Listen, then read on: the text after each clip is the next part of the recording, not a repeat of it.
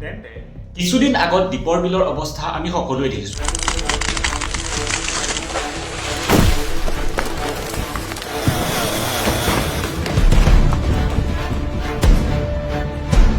জুবিন দা ঢুকোৱাৰ পাছতেই দীঘলী পুখুৰীৰ গছবিলাক কেনেকৈ কাটি এঠাইৰ পৰা এঠাইলৈ ট্ৰান্সপ্লান্ট কৰিম বুলি চৰকাৰে যিটো কৈছিলে, কিন্তু ৰবি শৰ্মা দায়ে যেতিয়া সেই ভিডিঅ'টো দেখাইছিল তেতিয়া সেই ৰিয়েলিটিটো ওলাই পৰিছিল। আচলতে গছবিলাক সেই পুৰঠ আৰু ডাঙৰ ডাঙৰ গছবিলাক এঠাইৰ পৰা এঠাইলৈ কিমানখিনি কেয়াৰ কৰিছিল, কিমানখিনি সযতনে ৰাখিছিল, সেই আমি সকলোৱে দেখা পাইছোঁ, সকলোৱে দেখিছোঁ। ডিপ্ৰেশ্যন। গতিকে আজি এই কাজিৰঙাৰ ইক' চেঞ্চিটিভ জোনৰ ওপৰত বৰ্তমান যোনটো কণ্ট্ৰভাৰ্চি হৈছে তাৰ ওপৰত অকণমান আকৌ লেকচাৰ মাৰিবলৈ আহক ভিডিঅ'টো আৰম্ভ কৰোঁ। ভিডিঅ'টোৰ আৰম্ভণিতে মই মোৰ ইন্ট্ৰডাকশ্যনটো দি লওঁ। মই কোনো পাৰ্টিৰ পৰা চান্দালৈ ধান্দা কৰা ব্যক্তি নহয়, গতিকে ইউ কেন ইজিলি ট্ৰাষ্ট মি। চলিয়ে ফিৰ শুৰু কৰোঁতে চ' আপোনালোকে যদি নাজানে তেনেহ'লে এটা কথা মই আপোনালোকক ক'বলৈ বিচাৰোঁ যে যেতিয়া দীপৰ বিলৰ সেই হাবি ডাঙৰ ডাঙৰ গছবিলাক কাটিছিল তাৰ আগতেই চৰকাৰে দীপৰ বিলৰ ইক' চেঞ্চিটিভ জোনটো প্ৰথমে ডিক্ৰিজ কৰিলে। তাৰ আগৰ পৰাই দীপৰ বিলৰ গছবোৰ এডাল দুডালকৈ কাটিবলৈ লৈছিল, কিন্তু ইক' চেঞ্চিটিভ জোনটো ডিক্ৰিজ কৰাৰ পাছতে তাত ৰেল লাইন বনাম বুলি ইনফ্ৰাষ্ট্ৰাকচাৰ ডেভেলপ কৰিম বুলি ইক' চেঞ্চিটিভ জোন খতম কৰি তাত গছবিলাক কাটিবলৈ আৰম্ভ কৰিলে। পাহাৰখন আগৰ পৰাই আছিলে, হাতী আগৰ পৰাই আহে। এই কথাটো ফৰেষ্ট ডিপাৰ্টমেণ্ট আৰু ৰেলৱে ডিপাৰ্টমেণ্টেও জানে। তথাপি জনাৰ মানে স্বত্তেও আগতে কিয় এই পৰিকল্পনাবিলাক নকৰিলে? প্ৰকৃতিৰ একদম ধুনীয়া ঠাই বুলি ক'ব লাগিব, সেই সোপা ধ্বংস কৰি আকৌ নতুনকৈ বনাই এতিয়া নতুনকৈ গছপুলি ৰোপণ কৰিব। সেইবিলাক ডাঙৰ হওঁতে আকৌ বহুত বছৰ লাগিব। সেইবিলাক ডাঙৰ হোৱাৰ পিছত আকৌ নতুন পৰিকল্পনা কৰি আকৌ কিবা বনাব। প্ৰকৃতিয়ে প্ৰত্যেকবাৰে মানে নিজৰ কষ্ট ভোগ কৰিবলগীয়া হৈছে। আমাৰ কোনো সুপৰিকল্পিত ব্যৱস্থা নাই বুলি। আৰু তাৰ কাৰণে বহুত ছ'চিয়েল মিডিয়াত কণ্ট্ৰভাৰ্চি চলিল, কিন্তু একো ঘটিডাল ডিপ্ৰেশ্যন। দীঘলী পুখুৰী যাৰ কাৰণে জুবিন দাই প্ৰতিবাদ কৰিছিল, প্ৰটেষ্ট কৰিছিল, আহি পিনে সেই জেগাখিনিত আহি পিনে চৰকাৰৰ বিৰুদ্ধে মাত গছখিনি যদি কাটি দিয়ে সেই সৌন্দৰ্যটো ঘূৰাই পাব নাই আকৌ। কিন্তু জুবিন দা ঢুকোৱা পিছতেই পিছদিনা ৰাতিয়েই সেই দীঘলী পুখুৰী গছবিলাকো কাটি ৰাতি কাটিছে। চোৰৰ দৰে ৰাতি কাটি পিনে গছবিলাক কাটিছে।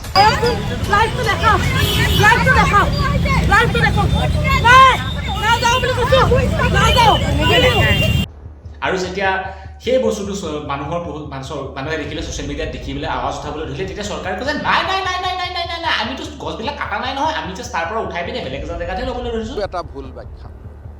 গছবিলাক সুন্দৰভাৱে জীয়াই আছে আৰু মৃত্যুৰ আগতে জুবিনৰ লগত মই কথাও পাতিছিলোঁ। মোক কৈছে মই এটা কথা কওঁ, দীঘলী পুখুৰী এতিয়া গছখিনি যদি কাটি দিয়ে।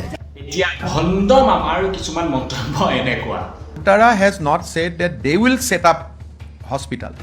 They said that they will help state government to set up hospital. আচ্ছা, এইটোহে কথা নেকি? দেন মোৰো এটা প্ৰশ্ন আছে চৰকাৰখনলৈ আৰু আমাৰ অসম ফৰেষ্ট ডিপাৰ্টমেণ্টলৈ। এই প্ৰত্যেক বছৰ যে ফৰেষ্ট ডিপাৰ্টমেণ্টৰ নামত যে 1200 কোটি, 700 কোটি, 800 কোটি, 1000 কোটি টকা যে খৰচা কৰে, স্পেণ্ড যে কৰে, এই টকাবিলাক একচুৱেলি ক'ত যায়? ডিপ্ৰেশ্যন। যদি ইমানখিনি ডেভেলপমেণ্ট কৰিব নোৱাৰে, ইমানখিনি যদি কেপেবিলিটি নাই, যদি কোনোবা প্ৰাইভেট ছেক্টৰ তাৰ হেল্প ল'বলগীয়া হৈছে, তেনেহ'লে এই টকাবিলাক ক'ত খেলে? ওৱান মোৰ কুৱেশ্যন আমাৰ মুখ্যমন্ত্ৰী আমাৰ হিমন্ত বিশ্ব শৰ্মা ডাঙৰীয়াই, এই প্ৰত্যেকটো বস্তু যে আপুনি ডিচাইড কৰে, আপুনি সেই প্ৰেছ কনফাৰেঞ্চ পাতি যে কয় অমুকটো কৰিম, বস্তুটো কৰিম, কাজিৰঙা এইবোৰ কৰিম, এই ফৰেষ্ট ডিপাৰ্টমেণ্টৰ মিনিষ্টাৰজন ক'ত গ'ল? জয়ন্ত মল্ল ডাঙৰীয়াৰ কথানো কি ক'ম, তেখেতকতো গৰু চৰু বুলি মানুহে এনভাইৰমেণ্টেল মিনিষ্টাৰ, ফৰেষ্ট ডিপাৰ্টমেণ্টৰ মিনিষ্টাৰটো গৰু চৰু বুলি অলৰেডি কৈয়ে থলে। তাৰ বিষয়ে আৰু বিশেষকৈ ক'বলৈ একো নাই মোৰ। ডিপ্ৰেশ্যন। যদি আপুনি পাহৰিছে তেনেহ'লে মই আপোনাক ৰিমাইণ্ডাৰ কৰি দিব বিচাৰোঁ, অসমৰ পৰা অলৰেডি 2-3টা হাতী বানতাৰাত পঠোৱা হ'ল। কিহৰ এক্সকিউজ দি বেমাৰ কিবা কিবি এনেকুৱা ফলানা কিবা কৈ অসমৰ পৰা অলৰেডি দুবাৰকৈ অসমৰ পৰা হাতী পঠোৱা হ'ল। ক'ত পঠাইছে? বানতাৰা।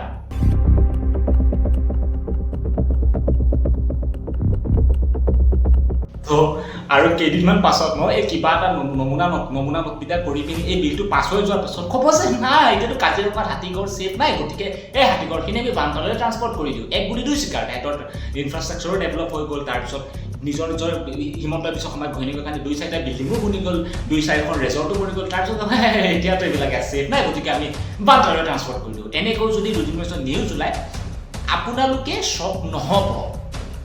আগতে যেনেকৈ অসমৰ পৰা 2-3টা হাতী বানতাৰাত ট্ৰান্সপৰ্ট কৰিলে কিবা হেল্থ ইছ্যু দেখুৱায়, কিবা ইছ্যু দেখুৱায়, যদি এনেকৈ আকলুকো হোৱাটো নিবিচাৰে, যদি নিবিচাৰে যে কাজিৰঙাৰ সেইখিনি ইনফ্ৰাষ্ট্ৰাকচাৰ ডেভেলপ কৰি আকৌ যোৰহাট আৰু শিৱসাগৰৰ যেনেকৈ বিধ্বস্ত বান হ'ল, যদি নিবিচাৰে এতিয়া সময় আছে চৰকাৰৰ এই বিলটোৰ এগেইনষ্টত মাতক, নহ'লে সময় পাৰ হৈ যোৱাৰ পাছত চিঞৰ বাখৰ কৰি লাভ নাই এতিয়াও সময় আছে সকলোৱে মাতক it's time to stand with Kaziranga that's it কাজিৰঙাখন কোনো মন্ত্ৰীৰ বাপেকৰ পৰিয়ালৰ ঘৈণীয়েকৰ যৌতুক আনা বস্তু নহয় কোনো বাপেকৰ পূৰ্বপুৰুষে দি যোৱা সম্পত্তি নহয় এইটো অসমৰ মানুহৰ ভাৰতৰ মানুহৰ এটা বস্তু এইটো কাৰো এটা প্ৰপাৰ্টি নহয় ডেটছ ইট